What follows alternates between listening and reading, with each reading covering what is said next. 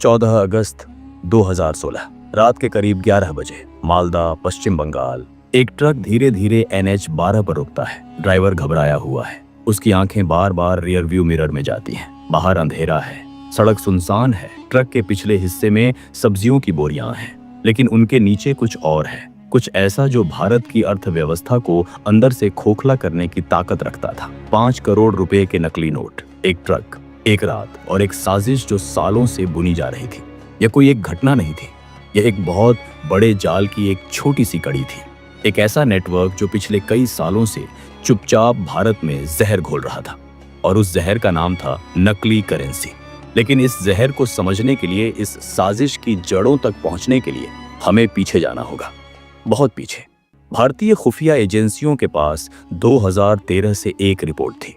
वो रिपोर्ट कह रही थी कि पाकिस्तान की खुफिया एजेंसी ISI ने एक नई परियोजना शुरू की है। यह कोई नई बात नहीं थी। ISI और भारत के बीच का टकराव दशकों पुराना है, लेकिन इस बार का तरीका अलग था। इस बार कोई बम नहीं था, कोई हथियार नहीं था। इस बार हथियार था एक नोट।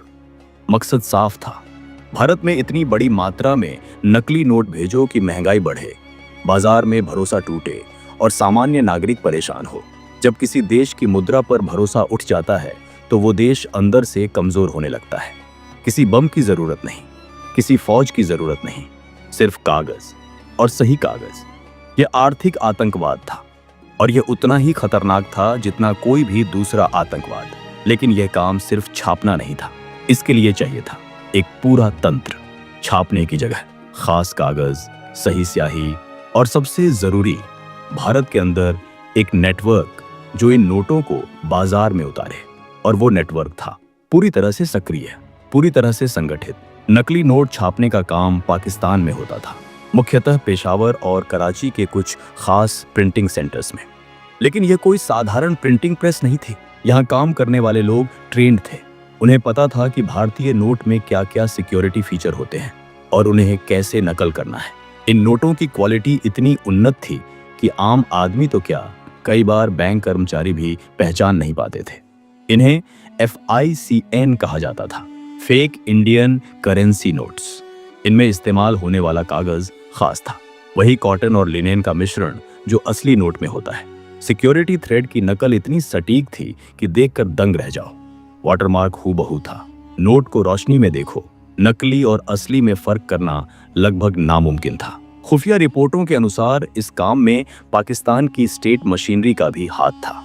कागज और स्याही की सप्लाई के लिए विदेशी स्रोतों का इस्तेमाल होता था। यह एक राज्य प्रायोजित ऑपरेशन था जो आतंकवाद के एक नए अदृश्य रूप की तरह काम कर रहा था। लेकिन छापना आसान हिस्सा था, असली चुनौती थी भारत में घुसाना। इसके लिए 3 मुख्य रास्ते इस्तेमाल होते थे। पहला, बांग्लादेश बॉर्डर। यह सबसे सक्रिय रूट था। पाकिस्तान से नोट पहले बांग्लादेश जाते, वहां के हवाला नेटवर्क से होते हुए भारत बांग्लादेश सीमा पार करते। मालदा और मुर्शिदाबाद इस रूट के मुख्य केंद्र थे। इन जिलों की भौगोलिक स्थिति ऐसी थी कि रात के अंधेरे में सीमा पार करना मुश्किल नहीं था। घने जंगल, नदियां और कम रोशनी, यह सब तस्करों के काम आता था। बांग्लादेश में कुछ दलाल थे जो इस पूरी खेप की ब्रोकरेज करते थे। उनका काम था पाकिस्तान से नोट लो, ढाका के रास्ते उन्हें छुपाओ और फिर सीमा के उस पार भेज दो। दूसरा रास्ता था नेपाल बॉर्डर। भारत और नेपाल के बीच खुली सीमा है, कोई वीजा नहीं, कम निगरानी और दशकों पुराना एक स्थापित तस्करी नेटवर्क। यह रूट उत्तर प्रदेश और बिहार के रास्ते नोट पहुंचाता था। काठमांडू में कुछ हवाला ऑपरेटर थे जो इस काम में माहिर थे। वो नोटों को छोटे छोटे बंडलों में बांटते और अलग अलग लोगों के जरिए बॉर्डर पार कराते। तीसरा रास्ता था समुद्र के रास्ते। गुजरात और महाराष्ट्र के तटीय इलाकों से छोटी नावों के जरिए खेप आती थी। यह रूट कम इस्तेमाल होता था, लेकिन था, और खास मौकों पर जब बाकी रास्ते बंद होते थे, यही रास्ता काम आता था। हर रूट पर एक अलग गिरोह, हर गिरोह के पीछे एक बड़ा ऑपरेटर, और इन सब के ऊपर एक नाम जो खुफिया एजेंसियां सालों से ढूंढ रही थीं। उसे सिर्फ मास्टर कहा जाता था। NIA, नेशनल इन्वेस्टिगेशन एजेंसी, 2014 से इस नेटवर्क के पीछे लगी थी। NIA भारत की सबसे ताकतवर जांच एजेंसियों में से एक है, जो आतंकवाद और राष्ट्र विरोधी गतिविधियों की जांच करती है। उनके पास टुकड़े टुकड़े जानकारी थी, एक यहाँ से एक वहां से, लेकिन पूरी तस्वीर नहीं बन रही थी। यह नेटवर्क बेहद चालाकी से बनाया गया था। इसे सेल बेस्ड स्ट्रक्चर कहते हैं। हर बार जब कोई छोटा तस्कर पकड़ा जाता तो वो ऊपर का नाम नहीं जानता था। उसे सिर्फ ये पता था कि नोट कहाँ से लेने हैं और कहाँ पहुंचाने हैं। हर कड़ी को सिर्फ अगली कड़ी का पता था, पूरी चेन का नहीं। यही इस नेटवर्क की सबसे बड़ी ताकत थी और यही NIA के लिए सबसे बड़ी चुनौती। फिर 2015 में एक छोटी सी गलती हुई जो पूरे नेटवर्क को खोल देगी। बिहार के दरभंगा में एक छोटे दुकानदार ने एक नोट को लेकर संदेह जताया। नोट देखने में बिल्कुल सही लग रहा था, लेकिन जब उसने उसे मोड़ा तो उसकी टेक्सचर थोड़ी अलग लगी। उसने स्थानीय पुलिस को बताया। पुलिस ने जांच की, नोट नकली निकला, लेकिन इतना परफेक्ट था कि पुलिस भी हैरान रह गई। वो नोट NIA के पास पहुंचा और NIA ने उस नोट के सीरियल नंबर को ट्रैक करना शुरू किया। सीरियल नंबर एक पैटर्न दिखा रहा था। उसी पैटर्न के नोट पहले भी पकड़े गए थे, उत्तर प्रदेश में, पश्चिम बंगाल में, दिल्ली में। NIA के अनुसार ये सारे नोट एक ही बैच से थे, एक ही जगह छपे थे, एक ही सप्लाई चेन। ये पहली बड़ी सफलता थी। अब NIA ने दूसरी दिशा से काम शुरू किया। उन्होंने उन लोगों पर नजर रखनी शुरू की जो पहले पकड़े गए थे, छोटे तस्कर, हवाला ऑपरेटर और वो दुकानदार जो जानते अनजाने इन नोटों को चला रहे थे। उनके फोन सुने गए, उनकी यात्राएं ट्रैक हुई, उनके बैंक खाते खंगाले गए। यह काम धीरे धीरे बेहद सब्र के साथ हो रहा था। महीनों की निगरानी के बाद एक नाम सामने आया, रफीकुल इस्लाम, मालदा का रहने वाला, दिखने में छोटा कपड़ा व्यापारी, लेकिन उसके फोन कॉल्स, उसके बैंक ट्रांजैक्शन और उसके यात्रा के रिकॉर्ड एक और ही कहानी बता रहे थे। रफीकुल का काम था बांग्लादेश बॉर्डर से आई खेप को रिसीव करना और आगे डिस्ट्रीब्यूट करना। वो नोट नहीं छापता था, नेटवर्क नहीं चलाता था, वो सिर्फ एक कड़ी था, लेकिन एक जरूरी कड़ी। उसके ऊपर एक और था और उसके ऊपर एक और। NIA ने धैर्य रखा। उन्होंने रफीकुल को अभी नहीं छुआ, क्योंकि अगर रफीकुल पकड़ा जाता तो बाकी नेटवर्क सतर्क हो जाता। वो मछली को नहीं, पूरे जाल को खींचना चाहते थे। रफीकुल की निगरानी के जरिए NIA एक और नाम तक पहुंची और उस नाम के जरिए एक और। धीरे धीरे परत दर परत नेटवर्क का नक्शा बनने लगा। 2016 आया और इसी साल भारत सरकार ने एक ऐसा फैसला लिया जिसने इस पूरी साजिश की जड़ें हिला दी। 8 नवंबर 2016, नोटबंदी। रात 8 बजे प्रधानमंत्री ने पूरे देश को संबोधित किया और घोषणा की, 500 और 1000 के नोट आज रात से बंद। कल से वो सिर्फ कागज के टुकड़े हैं। पूरा देश हैरान था, लेकिन सबसे ज्यादा हैरान थे वो लोग जो इस देश के खिलाफ काम कर रहे थे। उस रात पाकिस्तान के उन प्रिंटिंग सेंटर्स में हड़कंप मच गया। वो करोड़ों रुपए के नकली नोट जो वहां तैयार पड़े थे, जो भारत भेजे जाने थे, जिनके लिए महीनों मेहनत हुई थी, एक रात में बेकार हो गए। वो कागज के ढेर बन गए और भारत के अंदर जो लोग नोट छुपाए बैठे थे वो घबरा गए। उन्हें पता था बैंक में जमा कराए तो पकड़े जाएंगे, फेंके तो नुकसान, जलाए तो सबूत। हर तरफ से रास्ता बंद था। घबराहट में लोगों ने गलतियां की। कुछ ने नकली नोट नदियों में फेंके, पाए गए। कुछ ने जलाए, उनके घरों के पास राख मिली जो जांच में आई। कुछ ने घबराहट में उन लोगों को फोन किए जिनसे उन्हें नोट मिले थे और वो कॉल रिकॉर्ड हो गए। कुछ ने नोट पड़ोसियों को देने की कोशिश की और पड़ोसियों ने पुलिस को बताया। नोटबंदी ने एक काम और किया, इसने NIA को वो सुराग दिए जो वो सालों से ढूंढ रहे थे। इन नई गलतियों, इन नए फोन कॉल्स, इन नई हरकतों ने नेटवर्क की कई नई कड़ियां उजागर कर दी। NIA के पास अब एक पूरा नक्शा था और उस नक्शे के बीच में था वो मास्टर। उसका असली नाम था अब्दुर रहमान, बांग्लादेश का नागरिक, लेकिन वो भारत में ही रहता था, एक फर्जी पहचान के साथ। दिल्ली के एक साधारण इलाके में किराए का फ्लैट, बाहर से एक मामूली इंपोर्ट एक्सपोर्ट का काम। सब कुछ सामान्य दिखता था। पड़ोसी उसे एक शांत, सीधे सादे आदमी के रूप में जानते थे। कोई शक नहीं, कोई सवाल नहीं। लेकिन अब्दुर रहमान इस पूरे नेटवर्क का भारत में सबसे बड़ा ऑपरेटर था। वो नोटों की खेप मंगवाता था, उन्हें अलग अलग शहरों में डिस्ट्रीब्यूट करता था, पैसे वापस हवाला के जरिए भेजता था और ISI के हैंडलर्स से सीधे संपर्क में था, एक एनकोडेड कम्युनिकेशन सिस्टम के जरिए। उसके पास 3 अलग अलग पहचान थी, 3 अलग नाम, 3 अलग पते, हर पहचान एक अलग काम के लिए। NIA को जब उसके बारे में पता चला तो उन्होंने तुरंत कोई कदम नहीं उठाया। पहले पूरी निगरानी, पूरा डॉक्यूमेंटेशन, हर मूव रिकॉर्ड। जब तक पूरा जाल तैयार न हो, एक भी जगह हाथ नहीं डालना।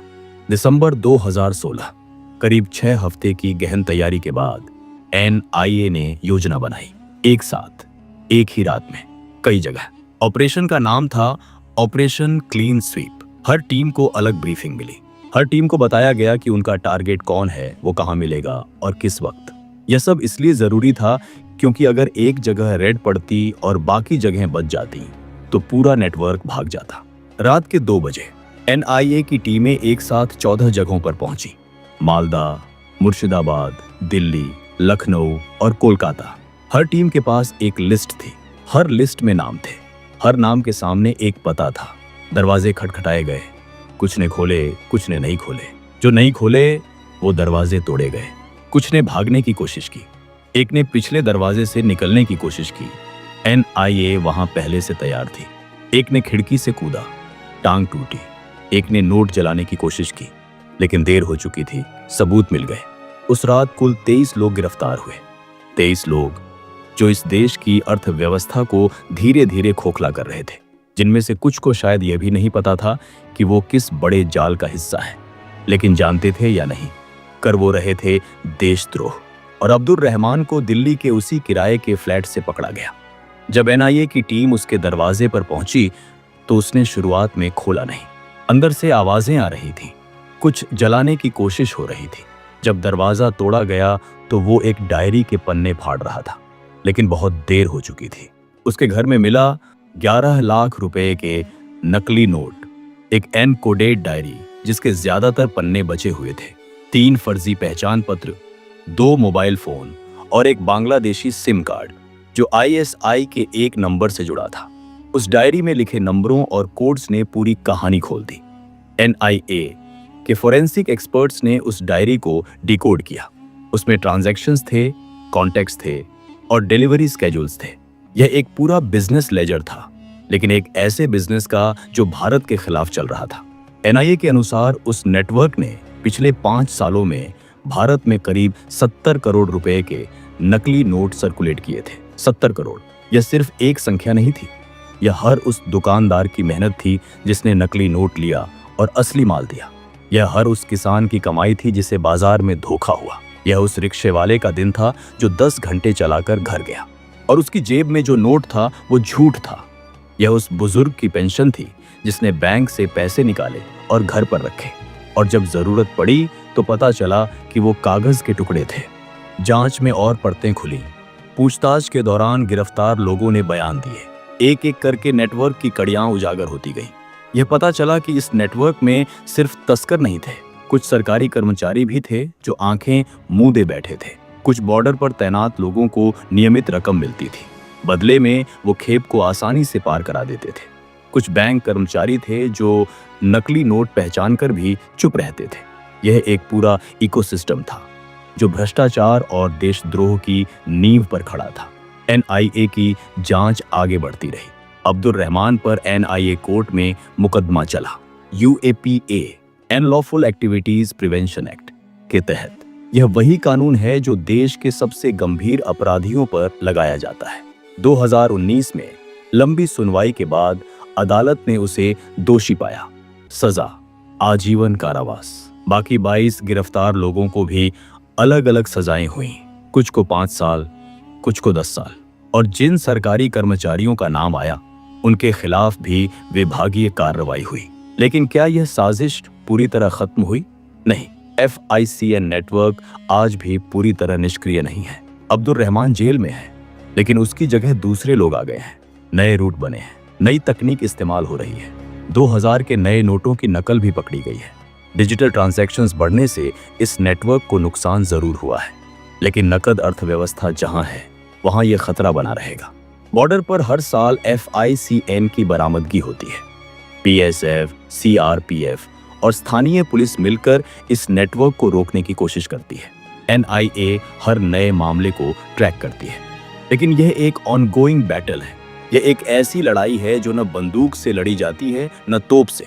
यह लड़ाई लड़ी जाती है सतर्कता से, खुफिया जानकारी से और उस जांच अधिकारी की जिद से जो रात के 2 बजे किसी के दरवाजे पर दस्तक देता है और पूरा नेटवर्क ढहा देता है। इस ऑपरेशन ने एक बात साबित की कि भारत की खुफिया और जांच एजेंसियां अदृश्य दुश्मन को भी पहचानती हैं, चाहे वो दुश्मन किसी बम के साथ आए या एक नकली नोट के साथ। जो देश को अंदर से तोड़ना चाहते हैं, उनका हथियार बम नहीं, एक कागज का टुकड़ा है। और भारत की ताकत यह है कि वो उस कागज के टुकड़े को भी पहचानता है। अगर इस तरह की सच्ची और अनसुनी कहानियां आपको पसंद आती हैं, तो इस वीडियो को लाइक करें, चैनल को सब्सक्राइब करें और अपने दोस्तों के साथ शेयर करें। जय हिंद।